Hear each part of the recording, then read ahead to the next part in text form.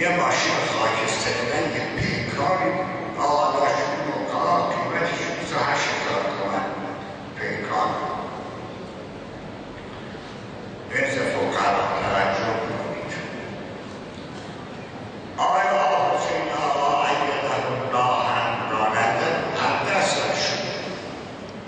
ما نشستیم تو ماشین، شما برید یا عقب یا جلو، ما میام تو شهربانی. وقتی باید سریع و راهی گفتم بریم شهربانی.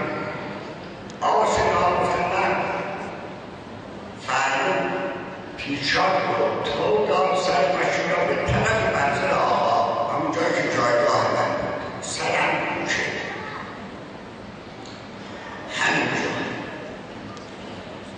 یک مرتبه اینا چند تا ماشین خود ژاندار و پاسبان و اینا بهشون بودن، شروع کردن به تیراندازی هوایی. حسینی آمد سرک کوچه کرد دستش بود. حسین آقا ماشاءالله بگرم حسین که شجاعتش گلاویز شد با همه حسینی 4 تا تیر به طرف من انداخت کش به عوام خورد. وقتی گشتم خورد به تب شیری که اونجا ریخته بود. گفت آقا شما بازداشتید فریاد زد. گفتم خفه باشم. گفتم و رفتم به طرف منزل آقا. حسین آقا میخواست اینو مشروع کنه که من برسم خونه آقا. این فشنگش تمام شده بود با ته کود تا تو سر حسین آقا و دیدیم حسین آقا نالود وارد خانه شد. آقا تو مسجد جامعه نماز ما رو بزن خبرش داده بودن که آقا حسین آقا گلوله خورده. یعنی دو خبر گفتیم خدایا حسینی که تو کربلا درست و اونجا تبدل شده به همین مناسبت هم نامش حسین گذاشتن و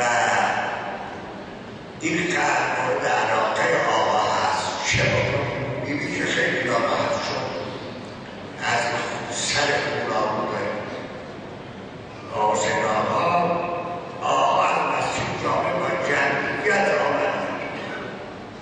دیدم عجیب هست ولی خیال کردم برافروخته و ناراحت. دیدم نه عجیبه به حدی خونسر و عادی که اون داشت دلداری به ما میداد.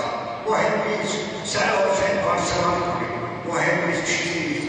همونجا پاکدامن رئیس شهربان اومدم عضو دائم و خبرم آخرم خودکشی کرد بعد از انقلاب که من اونجا پر اومدم بهش بکنه جهریا.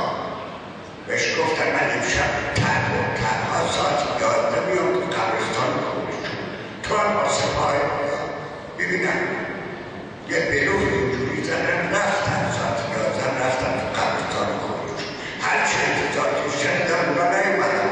رئیس شهربانی و ژاندارا اینا خیال کردن پشت من یه سپاه مسلح و یه عده مسلح میخوام سردی مقاومت عظمت روحی آقا را بیان کنم که فرزندش خونالو اولین خونی که تو انقلاب ریخته شد خون سر